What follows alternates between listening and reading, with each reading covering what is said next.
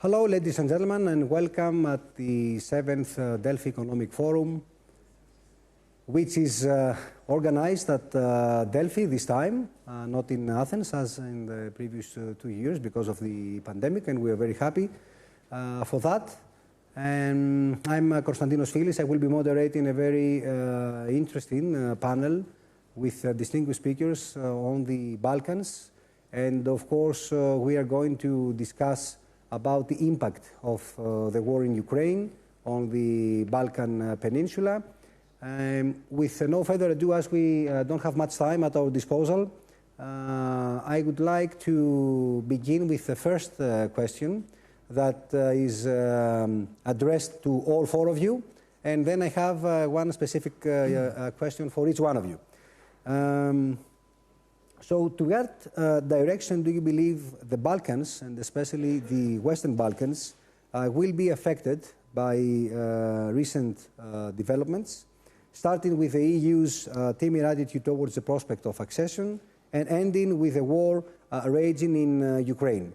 I suggest that we start with the lady, Professor Marilena Koppa. So the floor is yours. Thank you very much. You know, it's been a long time now that the Balkans have again become the chessboard for big powers' rival game. Either traditional players that in a way have always been there as Russia or Turkey, or new players as China or Emirates, etc. But now we are in a very particular moment, because the war in Ukraine is a potential bomb in the Balkans. And maybe it's a provocative statement, but I'll explain what I mean. If Russia would want to divert attention from Ukraine, I think the Balkan region is a region where there is the possibility for Russia to do so. Because Russia still has some strongholds, mainly due to orthodox ties or traditional relations. For example, Serbia. We know that President Vučić, who has been re-elected in Sunday, has close ties with Russia. They even had common military training some months ago. We know that the situation in Bosnia and Herzegovina is very precarious, as Republika Srpska has withdrawn from all state institutions. It's a de facto secession. And we know all the alleged coup on the day of elections in Montenegro in 2016. And we know, as Greeks, how much Russia has fought the resolution of the name issue with North Macedonia, which has, as a result, the expulsion of 2 Russian diplomats in 2018. So there is fertile soil in the Western Balkans for Russian provocation. So we must all be very, very cautious. And the main responsible to be cautious on that, at that level is the EU, who has been indifferent for too long concerning the region. So the EU must take up its responsibilities and move forward with enlargement, something that has been frozen since at least 2013, when Croatia was the latest country to exit the Union. Thank you. How about you, Mr. Molterer? Well, first of all, I fully agree on the diagnosis. This war is not a war against Ukraine. It's way beyond Ukraine. It's a war against the free Western world, against our values. And I fully agree that there is, let's say, the Western Balkans and the countries in the Western Balkans are potentially one of the most affected and one of the most vulnerable. I think we have to face these facts. And I do not see this as a short-term issue. I do see this as a long-term impact, because what's the result of this, hopefully quite soon, let's say, closed crisis, I'm not over-optimistic, but what will happen in any case is a long-term, structural, fundamental change that affects this region specifically. We have to understand, I think, still, what does this mean, for instance, if we talk about energy security, what does this mean in reality? What does this mean if we talk about value chains? What does this mean in reality?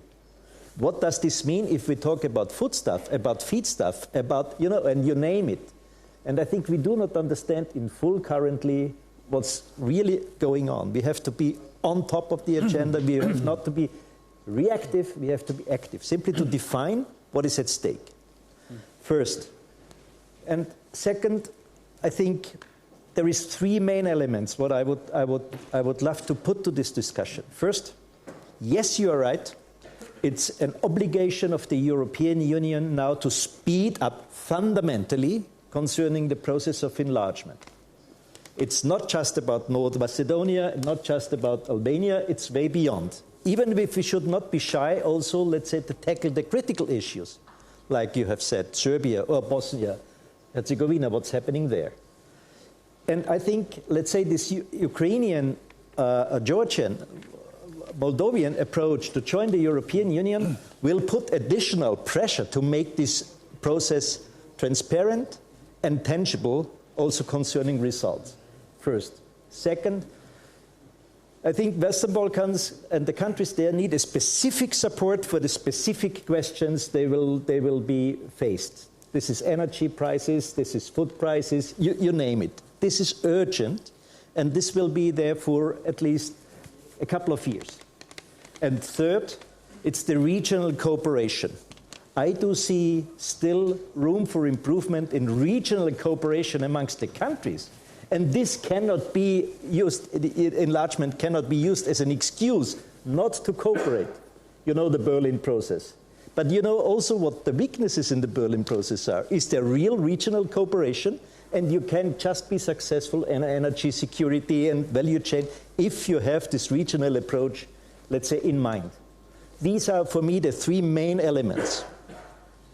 Concrete support for the concrete troubles the region will face, an active role in enlargement and EU accession, and third, regional cooperation. Mr.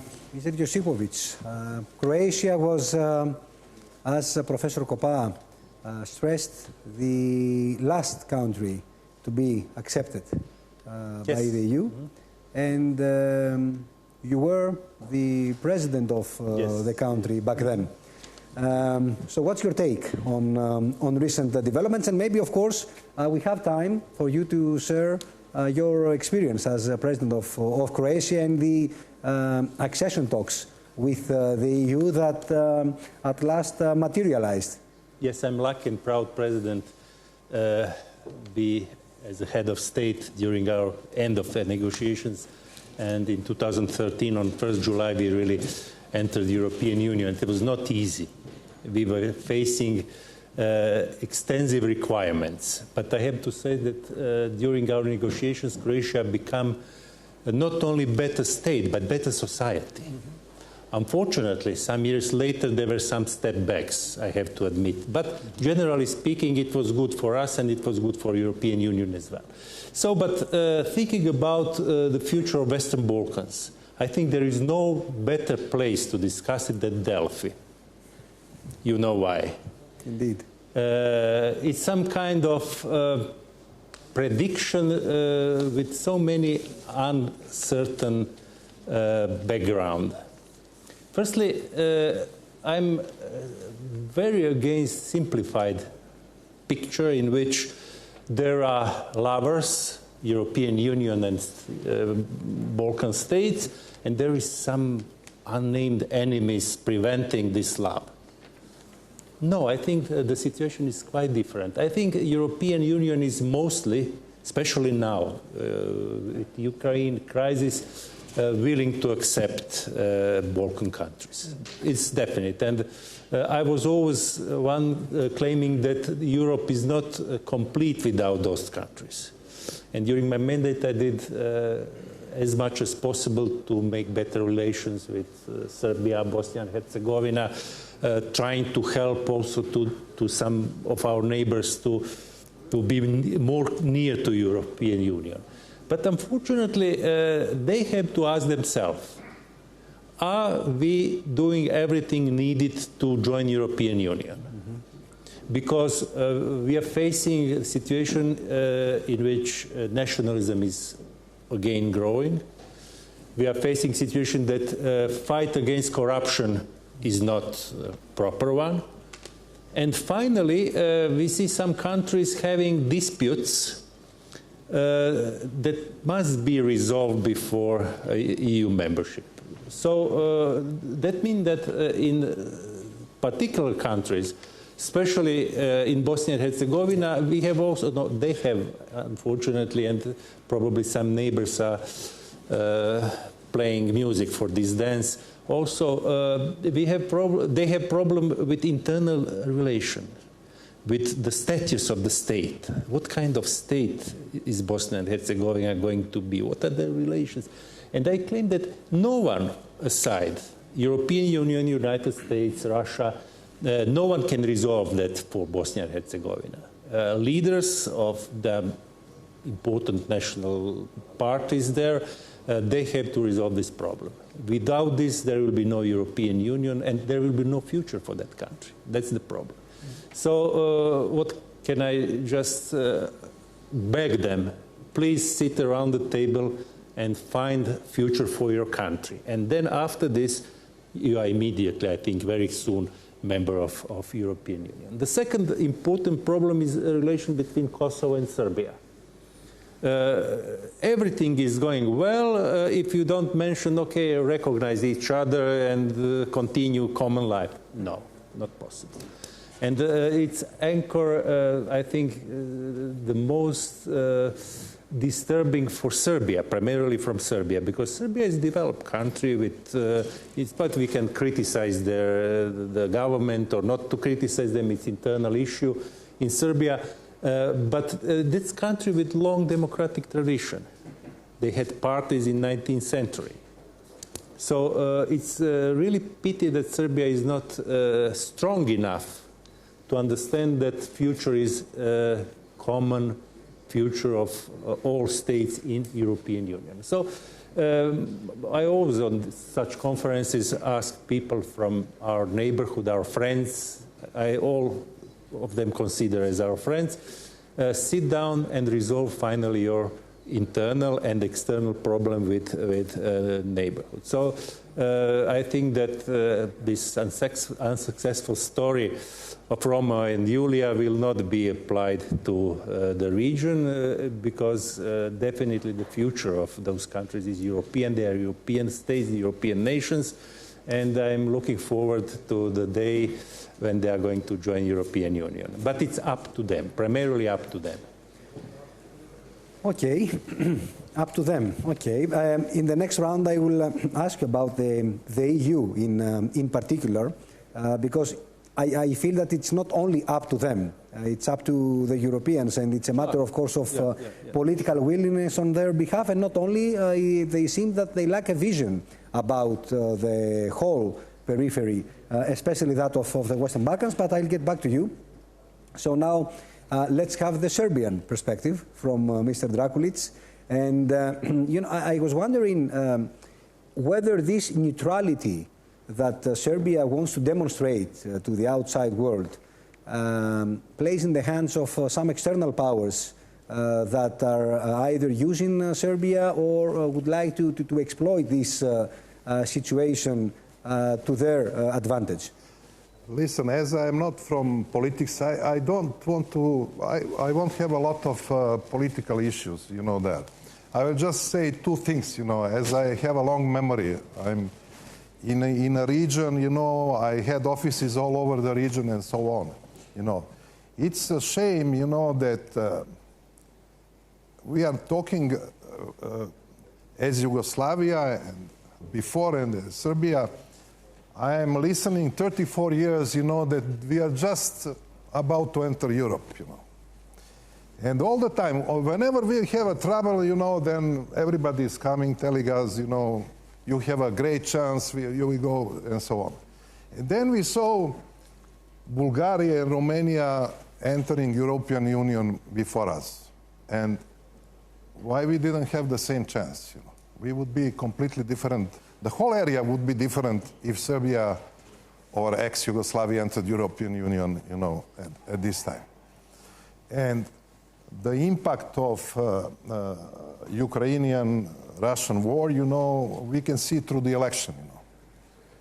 We got two new right parties with a very nice level of votes, you know, which will enter the parliament now, which we didn't have before. They didn't have a chance, you know, 6 months ago to enter the parliament. They are now in. Then the Socialist Party, you know, I thought really... Were these two parties elected because of their pro-Russian agenda? Exactly. You know, during the whole election, you know, they were supporting Russia, you know, telling, you know, that we don't have to enter any sanctions against them and so on. And now, and in total, again, excuse me for interrupting. In total, I was reading the news, but since we have you here, I would like to check that. Around 13% is the power that three parties, which are considered to be pro-Russian, have in the new parliament. Is that correct? Even more. You know. Even more? Even more, yeah. Okay. You have only Socialist Party 11%. So you have two of them which doesn't have more than 3% because they couldn't enter the parliament. So we are talking about 17, 18%. Okay. Yeah. Without the ruling party. Mm-hmm. So that's the political issue, you know. But I would say more about the economic issue, you know. We are not aware where we are going, you know. I mean, the whole planet and especially the region, you know. So we still, we see here people, we are still wearing these masks, you know. We are not finished with the pandemic, you know, and COVID, you know. Then we have a new disaster, you know, which is war in Ukraine. You know. We see the prices dramatically going up, you know. The whole region is affected, you know. I don't know how the economy and so on one side and on the other side, you know, how the normal people will bear this cost, you know. We'll have the social unrest all over the region, you know, because we have in our country, you know, we have pensioners or the lowest salary with us is in the region below 300 euros, you know. We have pensions of 120, 130 euros, you know. How you are going to survive, you know. And now, and even before the elections, you know, we didn't have increase of the electricity prices for the citizens of Serbia, you know. We, as a people, you know, working with the enterprises, we got the prices up almost 60%. And they're telling us we'll get more prices up and so on. You know. So this is the main impact. You know, only a good thing for us, I mean, because we have enough food, you know, to survive in Serbia, you know, and we have a surplus of food which we are exporting, you know, that this war brought to us, you know, new value, you know, which is the value of the food, you know. I mean, this is something positive. I mean, I have to say, I don't like the war which is happening, but something positive which came out of the war, you know. Because on one side we had a huge energy prices, you know, and the fertilizers, you know, very expensive. On the other side, you know, you had price of the wheat, you know, which was 4 times less than the 1 ton of wheat was 4 times less than ton of fertilizers, you know, and so on, you know.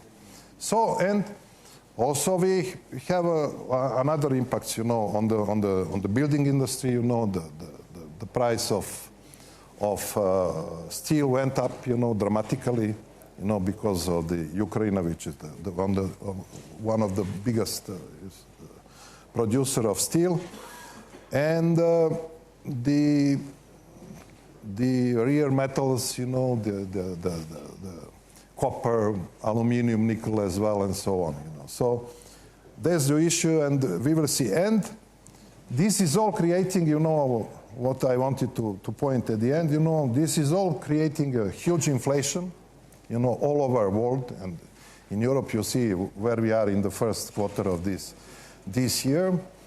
And the balloon is growing, you know. We had unbelievable financial markets, you know. Is it justified, the prices which we are having now in this crisis? You know, they're still going up, you know. It will explode. And this will be the main impact on all of us. That's my opinion. Thank you. Thank you. Not very encouraging, though, but realistic. But I have to work. Yes, yes, indeed, indeed. Professor Koppa, how are Kosovo and the Kosovo-Albanian Serb talks being affected by the war in Ukraine? And also, part of the Greek people, or at least of some circles in Greece, claim that it is about time for Greece to recognize Kosovo as an independent state. Do you agree with this? And if so, under which conditions do you believe that this should be done? If not, why not? Thank you. In fact, there is unfinished business in the Balkan region. And if in 2008, when Kosovo unilaterally declared its independence, many of the countries that felt that they would be affected by such a recognition said no. And there are in the EU 5 non-recognizers, among which our country is one. I think now we are on a different page. I think that as a region, as EU, we cannot afford a black hole in the center of the Balkans, exactly because of Russian assertiveness in the region and all the risks that come with the war. Let me just say that one of the regions that Serbia is so close to Russia, it's not only energy, is because Russia has a vote in the UN Security Council, and Russia will always veto Kosovo recognition. But we can do things, and we can do more regionally and at the level of the EU. So I think it's time, it's high time, and I would say my country, Greece, should be a front runner in this effort and take the initiative also to discuss it with the other 4 non-recognizers as an act of stability. Namely, Romania, Cyprus, it's Spain, Romania, Slovakia. Yeah, exactly. So I think Greece, now that its bilateral problem with North Macedonia is settled, can be an honest broker in the region. And the Kosovo issue, I think, is a very, very, is a chance to really show leadership and take the initiative. If I'm not mistaken, Greece is a pioneer in promoting the visa liberalization for Kosovo. Absolutely. And, you know, Greece has practically normalized its relations with Kosovo. It's only that it's not formally recognized by Greece. So, but I think we must take this extra mile, because even the fact to have Kosovo recognized will be a stabilizing factor for the region. But is this sentimental? I mean, the reasons are sentimental or practical, and they have to do with the fact that we feel there are some connections between the Cyprus issue and Kosovo? It's not only the Cyprus's fears about Muslim minority in Thrace, but, you know, in fact, we don't accept internationally unilateral secessions. We just don't do it. At the time, they said that it was a sui generis cases, but we all know that this is an argument, it's not real. But now, as I said, we are on a different page. We cannot stick to that. We have a situation on the ground, and we must move ahead. Okay, thank you. Mr. Molterer, what do you attribute the EU's reluctance to solve the riddle of the Western Balkans and start the accession negotiations? You referred to some problems before, some hurdles, but are the reasons practical or ideological? And where does that lead us? Well, first of all, just to say, I'm Austrian, and I'm on this issue since decades, I would say. That means I know really the history of the region, and you know the story in Croatia, Slovenia. You used to be vice chancellor of. I was in Austria, and exactly in this role. I think you cannot make. Blaming each other is the worst thing that can happen in this situation. Everybody has to do the job, full stop. There are three critical Gordian knots currently. The most tricky one is Bosnia-Herzegovina. And to be crystal clear from the European Union's perspective, you have to have a united Bosnia-Herzegovina, otherwise nothing will happen. And this cannot be sorted out by the European Union, first. Second hot potato is the Belgrade-Pristina dialogue. This needs also to be settled, at least to achieve results. And then you have North Macedonia, and you have the Bulgarian issue, which seems, I would say, there is a move in the right direction. And this should not be used as an excuse by the European Union not to act. I think this is the key question. Therefore, as soon as this Bulgarian issue is sorted out, North Macedonia has to right to have the next step, full stop. The same goes for Albania, or, for instance, the visa issue in Kosovo. Make concrete steps then. But I love what you have said. It is a take and give. And this famous Copenhagen criteria, they are relevant for both, for the applicants, but also for the European Union. And by the way, this is not the burden in the long term, it's the benefit of the countries. And just for you, think about why is Slovenia and Croatia member of the European Union? One of the reasons was that these two countries were ready simply to accept the criterion they are necessary to do it, even it was a hard process. I know it. It was hard. But it was healthy. And I think in this respect, we have to be extremely concrete, and this is my last point. What you have said, I fully agree. Currently, the real difficulty I see for the ordinary people, it's a strange wording, but for the people on the ground, the concrete effects as the result of the Ukrainian crisis. And here the European Union has an obligation to help and to act. That's energy, that's foodstuff, that's feedstuff, and all what you have mentioned.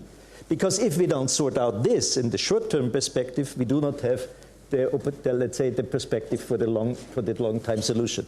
Meaning, solve the Gordian knots where they have to be solved, be ready to support where necessary, but make not an either-or approach or blame each other. If you want to join forces in the European Union, you have to join forces also in making it happen.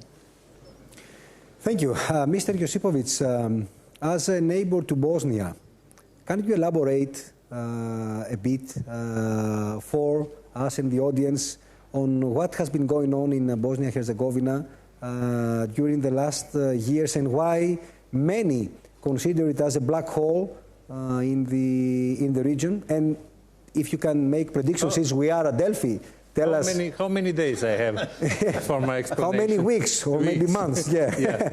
You have actually 4 minutes. Yeah. Okay. So definitely it's primarily internal issue for Bosnia and Herzegovina. And as a neighbor, I always hesitated to interfere because whenever you speak about Bosnia and Herzegovina, especially from Croatia or from Serbia, there is someone who is not satisfied and blame you that you are interfering in their internal relation. But let's try to see the situation from European point of view. Definitely, nationalism is very strong in Bosnia and Herzegovina. That's the main issue in Bosnia and Herzegovina, and also corruption is a very important problem. So there are many, and of course there are irrational reasons. Irrationality is very important in politics, believe me. So in the Balkans especially. Yeah. Definitely, the key issue is whether the leaders of Croats, Bosniaks, and Serbs are capable to understand that European future is the only future of Bosnia and Herzegovina. The only future. That's the only possibility for Bosnia and Herzegovina, and as sooner as better. So I just can claim and ask them, be responsible politicians, sit together. But I would like to refer a little bit to Kosovo issue, because Kosovo issue shows weaknesses of European Union. We claim that the European Union should have the common security and foreign policy. What kind of foreign policy in which 5 countries do not recognize factual living state on the Balkans? Whether you like it or not, it's factual. It's there. So, and how can the European Union lead any rational and good policy towards Western Balkans if 5 countries do not recognize existing state there? So I think the first step to help negotiations between Kosovo and Serbia, because of course Kosovo has to sacrifice something to make some kind of compromises, especially concerning Serbian minority in Kosovo, its historical heritage and some other issues. Yes, they are really entitled to ask such things, as Serbian minority had a right to ask for such things in Croatia as well. So before unifying European policy toward Kosovo, there will be no result. So I think that this activity that you spoke about, that means meeting of those 5 countries to do it together, will be the greatest possible contribution to European future of the region. So, from Kosovo to Serbia, not that far away, I would like, of course, your comment, Mr. Drakulić, on Kosovo. And what we have heard already. And second, what's the fate of Serbia? I mean, we had elections, Mr. Vučić was re-elected. What's next for Serbia? It's $1 million question, you know. It's, I mean, unpredictable completely. Or, you know, let's first come to the first question you had. You know, I was living in Cyprus, you know, from '82 till 2004, with small breaks you know, and I was listening about unifying of Cyprus, you know, for all the time. Still today we don't have solved this. I mean, for Serbia, Kosovo is, I mean, something which, you know, you can not say that we will now recognize Kosovo. No chance. I mean, no chance of our generation, I think, you know. We would like that, I mean, we would like normal relations, you know, and we have to work on this. But to find somebody to rule the country today and to recognize Kosovo, I mean, it's the end of the story. I mean, it would explode. You know. You see what we are, I mean, what happened with the war between Russia and Ukraine and how it implicated on Serbian elections. Can you imagine, I mean, somebody recognizing, you know, so it's out of the question. That's it. And how about the next steps of I told you, the not so new government of Serbia? It's very difficult, you know. We got a certain message, you know, from the ex and the new president of Serbia, you know, mainly to the party which he was ruling together for the last period of time. It was very, how to say, sensitive. And day after the elections, you know, one of the ministers came telling, you know, to this particular, also he was the member of the parliament, you know, that he won't be from the Socialist Party. You know, they were together ruling the previous period with the most of the ministers, telling him that he won't be the prime minister, which he was building his campaign, you know, with this, that he will be the prime minister. So we don't know what will be the outcome. But what we know, and I'm sure for this, you know, we won't have a new ministers, you know, for the next 3, maybe even longer, you know. So the reason is, you know, also how we will, you know, solve this problem with Russia, what else Europe will ask from us, you know.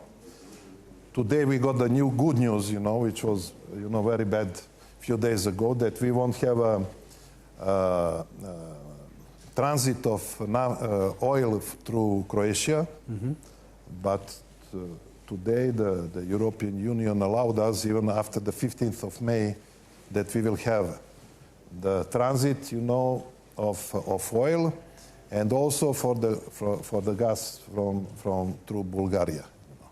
This is a good news, you know, for us, because we didn't have solution. And I was even shocked today with some of the politicians talking, you know, you have to cut immediately oil from Russia, gas. What is solution? You know? I mean, Europe was not prepared for this, you know. So in order to replace this, you know, you need at least 5 to 6 years, you know. I mean, I am in this field, you know. Now, I mean, how you are going to replace 170 billion, you know, cubic meters of gas. Of natural gas. I mean, when you talk about 5 billion, 6 billion, you know, to replace, it's a disaster. You know. Then, if you are going to replace it with the LNG, how many vessels you need? You need 500 vessels to build, you know, only to transport this, you know. Who is going to invest? Maybe it will last 2-3 years, you know, and then we have now a new energy coming on the market, you know, to hydrogen, you know. Hydrogen is the future, you know. So who is going to invest in? So I'm sorry, talking too much about not at all. Economy, but it is very interesting, you know. We don't know where we are, you know. I think Europe doesn't know, you know, what has to do in order to save themselves, you know. Sure. And since we have to close our session, let me just stress that highly indicative, at least for me, of the intentions of the Europeans towards the Balkans is the fact that the whole Balkan region has been disconnected from the more mature markets of Central Europe. Absolutely. That is highly indicative of how they approached the Balkans. So, thank you very much for the enlightening discussion. Unfortunately, we have to close. We don't have time for any questions from the audience. Once again, thanks a lot, and see you soon.